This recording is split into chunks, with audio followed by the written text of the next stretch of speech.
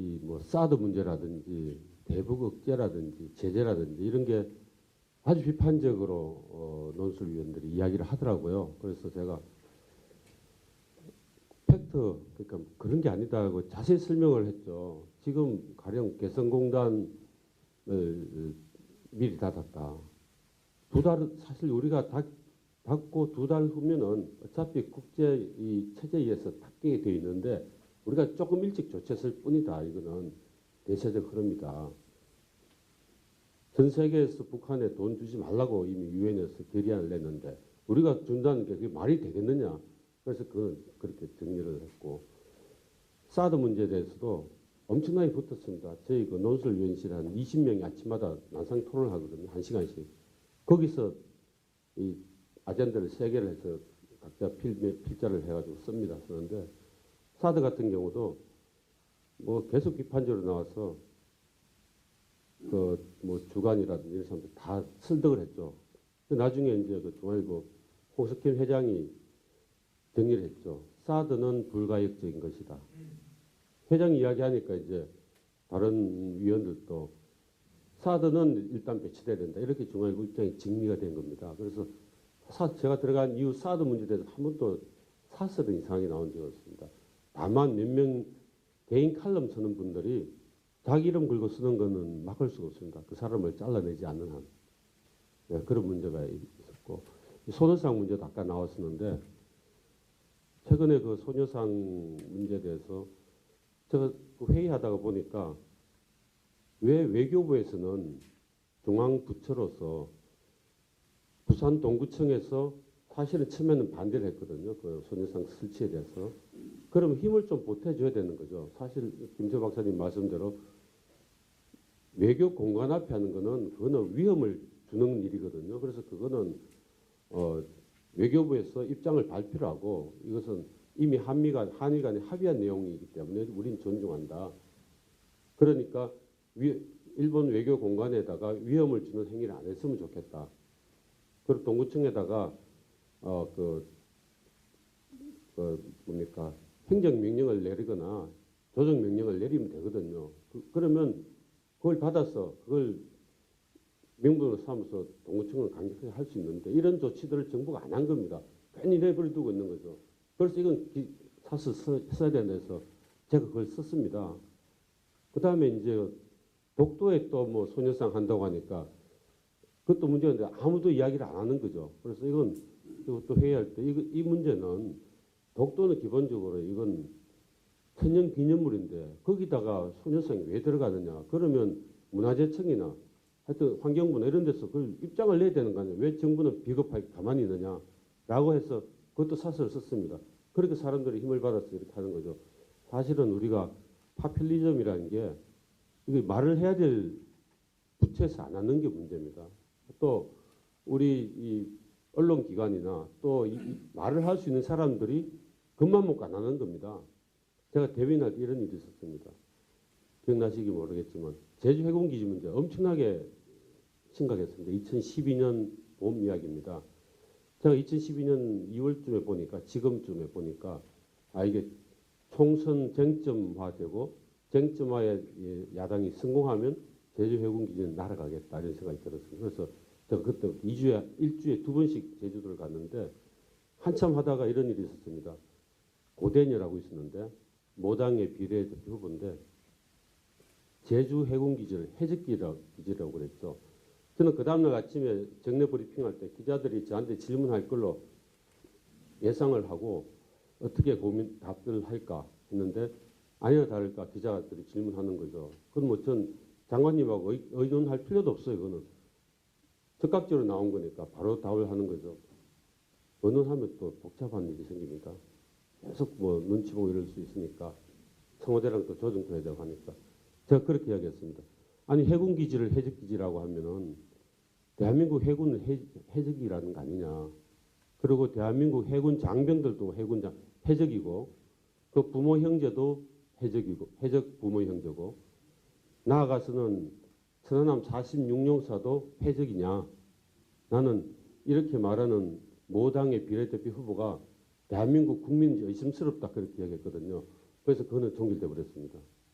한마디로 사실은. 그래가지고 그때부터 총선 뒤집기 시작했습니다. 근데 이게 사실은 제가 언론에서 이런 이야기를 하면은 너무 복잡하기도 하고 또 이런 일이 있었습니다. 지금 포퓰리즘이 상당히 심각합니다. 아까 김 박사님 말씀이 무책임한 현학주의 이거 있거든요. 모병제 이야기하면은 논술위원들 여러 명들 또 일반적인 사람들이 멀쩡한 사람들이 궁극적으로는 모병제 가야 되는 거 아니냐 이런 이야기를 하는 거죠. 그럼 제가 그러죠. 지금 모병제를 가야 되느냐? 독일은 그럼 왜 모병제 안 가느냐? 9개월짜리 의무 복무를 왜 하느냐? 독일 옆에 지금 우리처럼 위협이 있느냐? 없지 않습니까? 그런데 왜 9개월을 하느냐? 이유가 있는 거다. 거기는 세상이 유럽 보면은 수십 년에 또는 1세기에 한 번씩 계속 뒤집히니까 언젠가는 바로 동원해야 되기 때문에 많은 국민들한테 공경험을 시켜서 유사시의 동원력을 높이기 위해서 지금 하는 것이다. 우리가 모병제 하는 것은 너무나 한가한 이야기다. 독일을 좀 본받아 봐라. 그런데 우리가 어떻게 12개월을 하느냐. 그래서 그런 이야기를 해주면 그래도 악유를 합니다. 요 최근에 이제 김정은 독살 사건 해가지고 저런 일이 있었습니까? 북한에서 공동조사하자고 그랬죠. 2014년도에 무인기 사건 때도 똑같은 일이 있었습니다. 공동조사하자고 나왔죠. 근데 참으로 웃기는 일은 우리 언론에서 우리 국방부 출입 기자들이 공동조사하자 이런 분위기가 도는 겁니다. 예. 그래서 저는 그 다음 아침에 저한테 공동조사 하자는데 어떻게 생각하느냐라고 질문이 나올 게 너무나 뻔해서 밤새 고민을 했습니다. 그래서 제가 답변을 이렇게 했습니다. 같은 식으로 답변하면 안 될 것 같아서. 우리가 이 이상국가를 생각해보자. 지금 현대국가는 다 되게 이상국가를 하고 있는 거다. 안보를 지키고 국민들 먹고 살게 경제를 해주고 일자리도 창출해주고 행복 추구권까지 해주는 게 대한민국인데 북한은 보자. 안보는 지키겠지만 그때는 김정은 자기 지키려고 지키는 거지 국민 지키려고 하는 건 아니지 않느냐. 경제 못 먹고 살지 않느냐. 일자리 창출이 어디 있느냐. 시킨 대로 가는 것이죠. 행복 추구권 기분 나쁘면 수용소 보내고 더 기분 나쁘면 고사총으로 쏴 죽이는데 이게 무슨 이게 나라냐. 이게 나라냐. 그때 제가 그런 이야기했습니다. 그러니까 이게 나라냐. 북한 나라 아니다. 이런 21세기 이런 나라는 없다. 전 세계에서. 전 지구상에서. 그래서 빨리 지구상에 사라져야 된다고 해가지고 난리가 났죠. 그 기자들이 생각해 보니까 맞잖아요. 무인기를 내려보낸 게 북한인 줄 뻔히 알면서 이미 다 그렇게 기사까지 써놓고 공동조사하자는데 피의자가 조사한다는 게 말이 되겠습니까?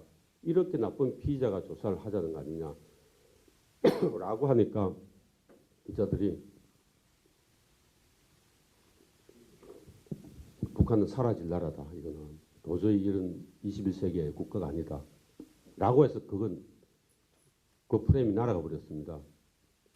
근데 이게 제가 왜 이 말씀 드리는가 하면 우리가 말을 할 때는 용감하게 해야 되는 겁니다. 우리가 대한민국 민주주의, 자유경제, 시장경제 이걸 지켜야 된다고 하고 우리가 우리 대한민국을 또 계신 분들은 또 다 선배님들이시고 오래 사셨지만 우리 애들한테 바로 우리 애들한테 대한민국을 안전하게 넘겨줄 수 있을까?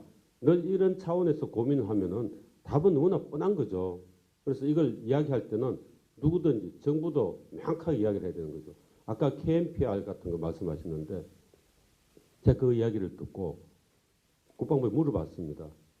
KNPR은 어떤 조건으로 하는 거, 누가 하는 거냐 하니까 유사시에 북한의 그 지도부, 전쟁 지도부를 대상으로서 우리 한국군 단독으로 특전사를 주로 동원해서 한다. 그런 이야기를 하더라고요. 핵심 당국자가.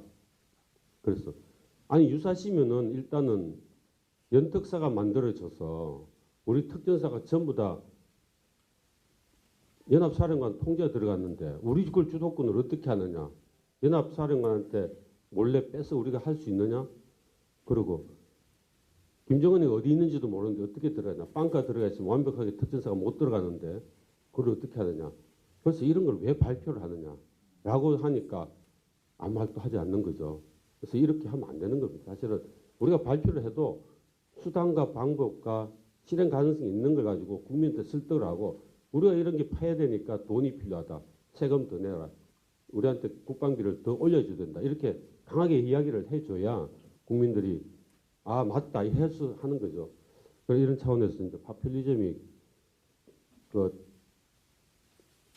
언론도 있고 정치인도 있고 정부도 다 책임이 있는 거다. 그래서 우리는 할 일을 해야 된다라고 하고요.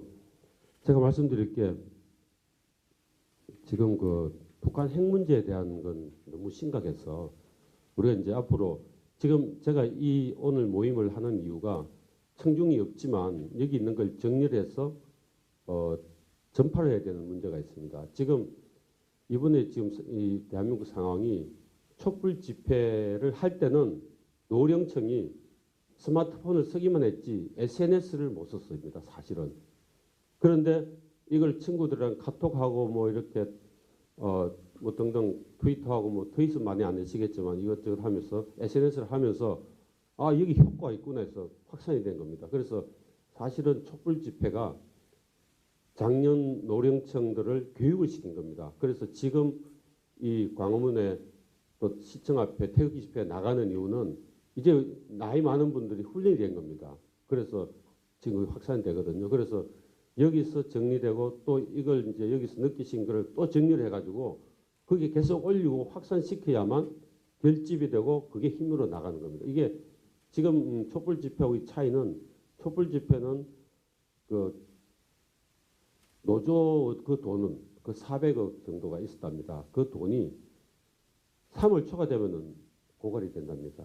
말하자면 이제 작전 한계쯤이라 그럽니까? 까지 온 겁니다. 오고. 근데 태극기는 개인 돈을 내기 때문에 이게 이제부터 점점 커지는 겁니다. 이게 역전되게 되어 있습니다. 그래서 지금 이 논의하는 거를 또 정리하고 약간 의견을 더 넣어서 논리를 확산시키는 거는 이 지금 대한민국 지키는데 매우 중요하다고 봅니다. 그래서 제가 그 내용 중에 하나 더 보태려고 합니다. 핵 문제인데 김 박사님 핵 문제를 많이 말씀하셨지만은 또 원래 연구도 많이 하셨는데 저는 핵 문제가 이제는 북한 핵 문제는 현실로 받아들여야 된다. 젊은 사람들한테도 그렇게 설명을 해야 되는 거죠. 이제 올해 이제 북한이 노동 미사일에다가 핵탄두를 달 것이다. 가능성이 매우 높다. 그리고 뭐 올해 안 달더라도 내년 봄엔 단다. 그중에 시간의 문제다. 그리고 앞으로 2, 3년, 3, 4년 지나면 북한은 20발 이상 핵무기를 가질 수밖에 없다. 이거는 지금 생각과 전혀 다른 상황이 오기 때문에 우리는 여기서 아주 강력하게 대응을 해야 된다. 그래서 첫째는 국방부에서 말하는 킬체인 수단을 아주 강하게 가져야 되는데 우리 킬체인 수단이 한계가 있기 때문에 미국의 전략 자산을 미국 단독으로 해서 하는 것들에다 우리가 참여할 수 있는 시스템을 만들어야 되는 겁니다. 뭔가 하면은 지금 이 전략 자산 전개에서 뭐 작전까지 모든 것은 연합사령관이 태평양사에다가 요청을 하면은 그게 전략사를 통해서 미 국방부 합참으로 들어가는 거거든요. 거기에다 한국을 참여시키는 협조기구를 서울의 상설기구를 만들어야 되는 거죠. 그럼 우리가 그 과정을 다 공유를 할 수 있고 개입을 할 수가 있거든요. 물론 미국이 받는다는 수용한다는 조건 없지만 우리는 그걸 이야기를 해야 되는 겁니다. 그래서 킬체인 수단을 한미와 공유를 해서 강력하게 해야 되고 그다음에 북한 미사일 방어 체계에 대해서는 지금 이제 모순이 있는 게 뭔가 하면은 국방부가 유지하고 있는 게 종말 단계 하청 방어입니다. 종말 단계는 탄도 미사일이 날아오다가 대기권에 들어오면서부터 낙하면서부터 그때가 종말 단계인데 거의 100km 그 어간 상공에서부터 종말 단계로 치는데 그 고고도가 싸두고 하청 방어가 패트리엇입니다. 근데 우리는 정책이 종말 단계 하청 방어니까 패트리엇밖에 가질 수가 없는 겁니다. 우리 스스로 발목을 잡고 있어요. 조금 빨리 폐기를 해야 됩니다. 사실은 국방부 스스로 폐기를 해야 되고 설명을 해줘야 됩니다. 지금 이미 북한이 미사일 쏘는 게 몇백 킬로 상공을 해서 대한민국에 떨어지도록 하지 않습니까? 이런 게 있는데도 불구하고 종말 단계 하청 방어를 폐기하지 않는 것은 이 국방부에 엄청난 큰 책임이 있는 겁니다. 이거는. 그래서 지금 어떻게 보면 또 LCM을 우리가 개발하고 있는데 이게 50km, 60km 올라가거든요. 그건 종말 단계 하청 방어를 이미 위배하고 있는 겁니다. 위배하고 또 ADD에서 개발을 하고 있는 겁니다. 이런 무책임한 일을 왜 하는지 저는 빨리 폐기를 해야 되고, 따라서 이제 지금 사드를 성주에만 배치를 했는데 우리가 사드를 2개를 사야 됩니다. 사서 1개를 우선 배치를 하고 1개를 먼저 사고 나머지 1개는 북한이 핵실험을 하면은 우리 1개 더 산다라고 중국과 북한에다 경고를 하는 겁니다. 그럼 중국이 주한미군 사드를 가지고 뭐라고 할 수가 없죠, 이제는. 그렇거든요. 그래서 그렇게 하고, 지금 이제 사실 우리 이 군의 문제가 뭔가 하면 의사결정이 대부분 육군에 많이 계시지만 육군 위주로 돼 있어 가지고 해군이나 공군의 어떤 수단에 대해서는 고려를 안 하려고 하는 분위기가 있습니다. 사실은 SM3를 갖춰야 됩니다. 왜냐하면 지금 이지스 체계가 123 체계가 나오고 다음에 세 척이 더 나오는데요. 다음 세 척 나오는 거는 그거는 SM3를 발사할 수 있는 시스템 갖추고 나오는 겁니다. 그런데 아직도 합참이나 국방부에서는 SM3를 사는 계획은 발전 안 시키고 있습니다. 말이 안 되지 않습니까? 멀쩡하게 했다 그걸 쏠 수 있는 거 하고 안고는 안 산다는 게 이게 정책이 안 맞는 거거든요. 이 과감하게 우리 선배들이 국방부에 이야기해서 SM3 빨리 쏴라. 그래서 우리가 삼중 방어, 다중 다층 방어로 가야 되는 겁니다. 그래서 성주만 방어할 게 아니고 수도권 방어해야죠. 수도권에 핵무기 떨어지면 100만 명 죽는데 당연히 해야 되지 않겠습니까? 그래서 일단 방어 체계를 바꿔야 된다. 이거는 국방부에다 세게 이야기를 해가지고 빨리 합성돼서 바꿔야 됩니다.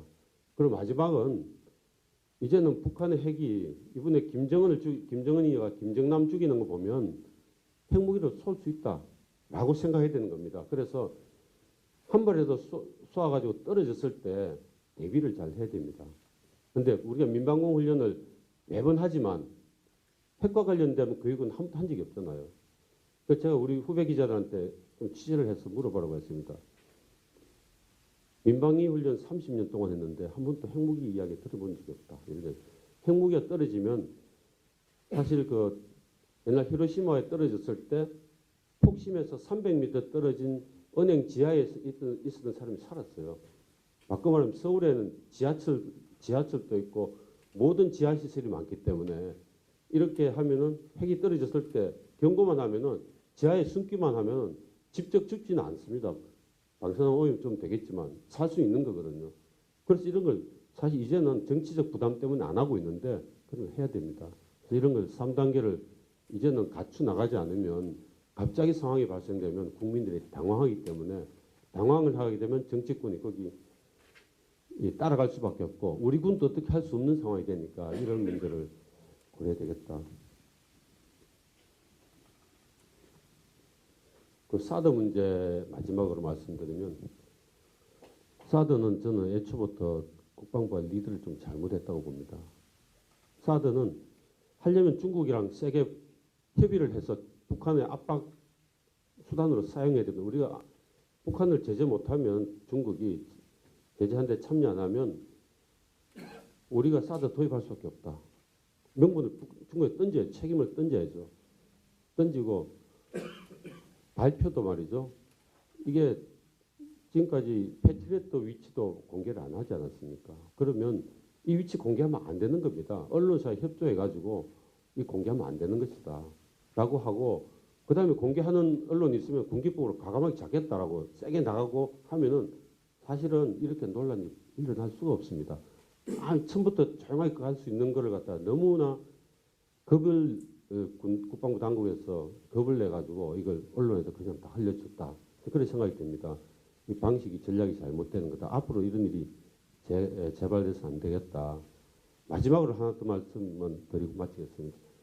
사드 문제에 대해서 중국에 굉장히 강하게 나오고 있는데 중국에서 나오는 공식 이야기는 이겁니다. 중국의 탄도미사일을 사드에다가 감시한다. 이 내용이거든요. 그래서 제가 분석을 해보니까 중국에 있는 이 한반도 부근에 있는 미사일이 세 종류가 있어요. ICBM 미사일은 북극적으로 날아가기 때문에 사드하고 아무 상관이 없습니다. 또 하나는 미국 항공모함 깨는 게 있어요. 그게 이 부근에 배치되어 있는데 그건 사실 대부분은 제주도 밑으로 내려가기 때문에 사드랑 상관이 없어요. 근데 그 중에 하나가 동해에 들어오면 깨는 게 있습니다. 근데 항공모함이 동해에 들어왔을 때 깨야 되는 상황은 미군이 한국을 지원하기 위해서 들어오는 거죠. 그걸 깨겠다면 우리는 요격을 해야 되는 겁니다. 그렇지 않습니까? 그래서 항공모함 깨는 거 그렇고 나머지 하나는 한 종류는 동풍 15는 사거리가 딱 남한에 떨어지는 겁니다. 이거는 한반도 유사시에 중국이 영향력을 행사하겠다라고 했을 때 때릴 때 막지 말라는 거죠. 형이 때릴 때 열중시하고 있으라는 이야기입니다. 이거는 대한민국 국민 보호해야 되기 때문에 이건 용납하지 못한다. 그렇게 해서 우리는 과감히 이거는 대응을 해야 되고 사실 중국의 진짜 속셈은 미국과 협조 때문에 그런 거죠. 그래서 우리가 이 줄 서는 문제에 대해서는 안보 문제는 이 줄 서는 거를 왔다 갔다 하면 절대 안 되니까 지금 다음에 이제 지금 대선이 있으니까 안보 문제를 가지고 줄 서는 대선 주자가 있으면은 과감히 잡아야 된다 생각합니다. 마치겠습니다.